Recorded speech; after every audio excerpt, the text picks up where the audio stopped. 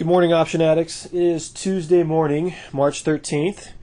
Video's one day late. I apologize for that. I'm still trying to find a decent routine or structure for all of this. But anyway, for those of you that are awake and running, you can see the market's obviously starting back downward. And the question is do we go and test these prior lows that the Dow and the NASDAQ and all these averages have seen? I've had a little more of a bearish feel since we broke that upward trend, obviously. So you'll see that there's going to be pretty much a bearish tone running through my watch list today, as today we talk about a potential couple potential breakouts, support bounces, resistance bounces, etc. And then later on today, or maybe even tomorrow morning, I'll release a few price patterns that I have on my radar. So as you can see, I'm going to start off first with the Chicago Mercantile Exchange, CME. And we're finally down today, just like the prophecy was told. So my original analysis here was a retest of this apex at about 570, 575. You can see the CME is coming off of that. Today we're turning down, or at least this morning that we are. I'd like to see some volume start to contribute. If I don't start to see some volume and some bigger candles as we pull back, then I'm not so sure we're going to retest all the way back down to 510. So I'm keeping a close eye on this one. 510 is, of course, my target for right now, but depending on how the price acts here over the next couple days, I want to see us get below this 560 right here first, and then we'll start talking targets along the way. So, 510, obviously, I'd like to see that tested one more time, but with the lack of downward action, I'm getting kind of soft on this one, so we'll see what happens. But CME turning down this morning, nice to see that. Next, I'm going to turn over to Fastenal, FAST, and here you'll see there's been a nice trading range going on here recently. Let me extend those a little bit. Alright, so we had a nice trading range going on between 35 and some change up to about 38, and you can see we broke through that as of recently. And now we're coming right back up, we're retesting, and we're starting to turn down. So I like the bearish trade here, at least to test the prior low. And we'll use the open here at about 33.5. I don't think that's too far-fetched for the stock, but we'll see. We'll see if it hopefully develops another range down here, something we can play back and forth again. So that's FAST. I'm going to look next to LVS. The casinos are looking pretty weak. Las Vegas up slightly this morning. And in the context of this trend, lower highs, lower lows, you can see we're up towards the top of this and turning down. Now, if you're into price patterns, this is something I was going to talk about on that radar, is WIN. And if you look at WIN, it's setting up the same way Las Vegas Sands did. I think 90 is the magic number here. This is kind of the neckline of maybe a potential head and shoulders formation.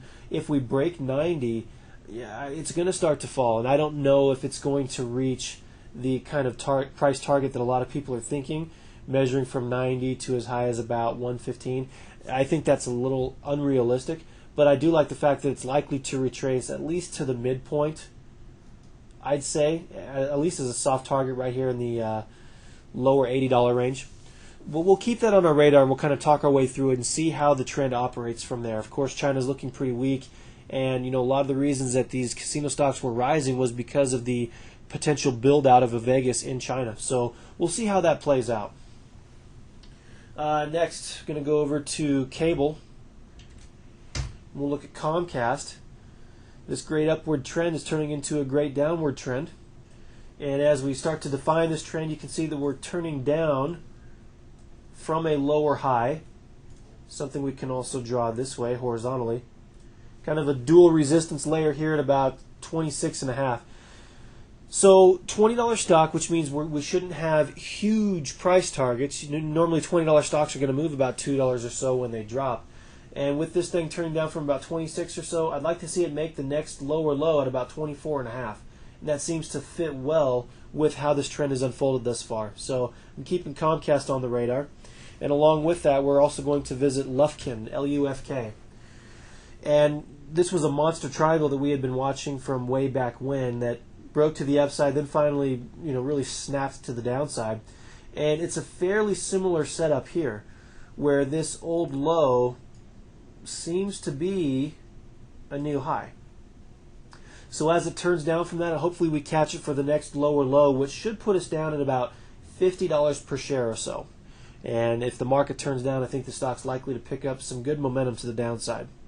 MGA, a symmetrical triangle that broke down south.